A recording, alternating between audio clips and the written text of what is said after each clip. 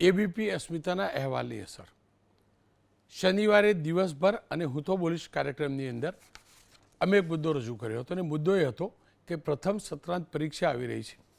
કાર્યક્રમ જાહેર થયો છે, પરંતુ કેટલીક શાળાઓના ખાસ કે ધોરણ 3ના બાળકોને હજી સુધી પુસ્તક નહોતા પહોંચ્યા અને અમે રજૂ કરી હતી કડી અને અમરેલી તાલુકાઓની શાળાઓ. ત્યારે એટલે કે શનિવાર સુધી કડીની 135 શાળાઓ પૈકીની માત્ર 20 શાળાઓમાં ધોરણ 3ના પુસ્તકો પહોંચ્યા હતા. એટલે કે 100થી વધુ શાળાઓમાં પુસ્તકો નહોતા પહોંચ્યા. પરંતુ અહેવાલ પ્રસારિત થયા બાદ ગઈકાલે મોડી રાત્રે પુસ્તકો ધોરણ 3ના તમામ પહોંચ્યા છે. તમામ વિષયોના પુસ્તકો પહોંચાડવામાં આવ્યા છે. આજે વહેલી સવારે 6 વાગ્યાથી જ પુસ્તકોનું વિતરણ શરૂ થયું છે.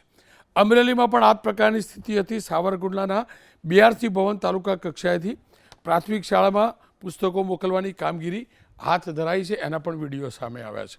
બસ અમારો પણ આ જ પ્રયાસ હોય છે.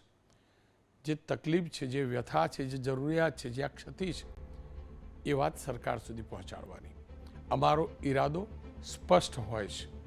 અમે કોઈની સામે કે કોઈની સાથે નથી, પણ જે પણ સિસ્ટમ હોય એ રાજનીતિની હોય, સમાજ જીવનની હોય કે સરકારની હોય કે અમારી પોતાની હોય, સિસ્ટમમાં જે પણ ક્ષતિ છે ને એ પ્રસારિત કરીએ છીએ. કેટલીક વાર અસર તેની થાય છે, કેટલીક વાર નથી થતી. હું જરાય દાવો નથી કહેતો કે એબીપી અસ્મિતા અહેવાલ પ્રસારિત કરે છે ને બધું સુધરી જાય છે, જરાય નહીં. પણ હું ચોક્કસથી માનું છું સત્યના માર્ગે, સત્ય માટે અને સરદાર પટેલના સિદ્ધાંતો સાથે આગળ વધીએ છીએ ને તો કંઈક ના કંઈક બદલાવ અને સુધાર જરૂર થાય છે. આ નક્કી છે. બસ આ જ પ્રકારના બદલાવની અપેક્ષા સાથે આપ તમામના આશીર્વાદથી આ કાર્યક્રમ આ જ રીતે યથાવત રહેશે.